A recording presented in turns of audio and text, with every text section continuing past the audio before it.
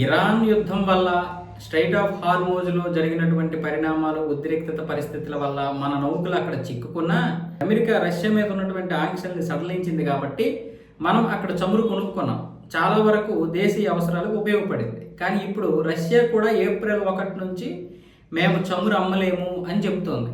చమురు అంటే గ్యాసోలిన్కి సంబంధించినటువంటి ప్రతి ఉత్పత్తి కూడా ఇప్పుడు రష్యాకి ఎంత అవసరమో చూసి గ్యాస్తో పాటు అలాగే పెట్రోల్తో పాటు మరికొన్ని ఉత్పత్తులు, ఈ పెట్రోల్ మీద ఆధారపడేటటువంటి ఉత్పత్తులను కూడా ఇప్పుడు ఎన్ని అమ్మాలి, ఎంతవరకు అమ్మాలి అనేది నిశ్చితంగా పరిశీలిస్తామని చెప్తున్నారు. అంటే ఇంతకు ముందులాగా చమురు అనేది మనం ఎంత కావాలంటే అంత అమ్మరం, డబ్బులు ఎంత ఎక్కువ ఇచ్చినా కూడా దేశీయ అవసరాల కోసం చూస్తున్నాం. ఎందుకంటే ఇప్పుడు అంతర్జాతీయంగా మొత్తం ప్రపంచానికి ఇచ్చేస్తే మన పరిస్థితి ఏంటి? కేవలం చమురు మాత్రమే కాదు, దీనికి సంబంధించినటువంటి ప్రతి ఉత్పత్తి మీద కొంత ఆంక్షలు విధిస్తామని చెప్తోంది రష్యా. ఇప్పటి వరకు రష్యా దగ్గర ఉన్నటువంటి చమురు ఏదైతే ఉందో అది ఈ నెల రోజుల్లో అమ్మేసింది. అలాగే ఈ యుద్ధం మరొక నెల 2 నెలలు కొనసాగితే మన దగ్గర కూడా ఉత్పత్తులు తగ్గిపోతాయి. అప్పుడు ప్రపంచ మార్కెట్ మీద విపరీతమైనటువంటి డిమాండ్ ఏర్పడుతుంది. ఆ తర్వాత కావాలంటే ఒకవేళ మిగిలితే మనం ఇవ్వచ్చు.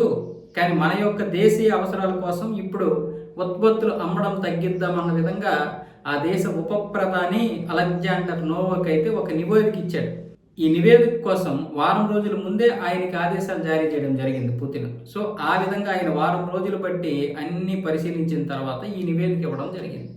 కాబట్టి ప్రపంచానికి మనం విచ్చలవిడిగా ఇవ్వడానికి లేదు, మన దేశీయ అవసరాలకి ఎంత ఉన్నదో చూసుకొని. అయితే ఇక్కడ ఉన్నటువంటి పారిశ్రామిక సంస్థల దగ్గర చాలా వరకు అన్నీ కూడా ఉన్నాయి, అంటే చమురుతో పాటు అన్ని వస్తువులు ఉన్నాయి. కాబట్టి ఆ ఉత్పత్తులన్నీ కూడా దేశీయ అవసరాలకి మించి కొన్ని ఉన్నాయి. కాబట్టి ఆ మించి ఉన్నటువంటి వాటిని మనం అమ్మవచ్చు, మిగతా వాటిని పరిమితంగా అంతర్జాతీయ మార్కెట్లోకి వదులుదామన్న విధంగా ఇప్పుడు అలెగ్జాండర్ నోవక్ చెప్పినటువంటి దాన్ని ఇప్పుడు రష్యా పరిశీలనలోకి తీసుకొని రేపు ఏప్రిల్ 1 నుంచి కొన్నింటి మీద నిషేధం విధించినా లేదనుకుంటే పరిమితంగా అమ్మడానికి అవకాశాలు ఉంటాయి. అంటే మనకి ఎంత కావాలంటే అంత ఇవ్వరు.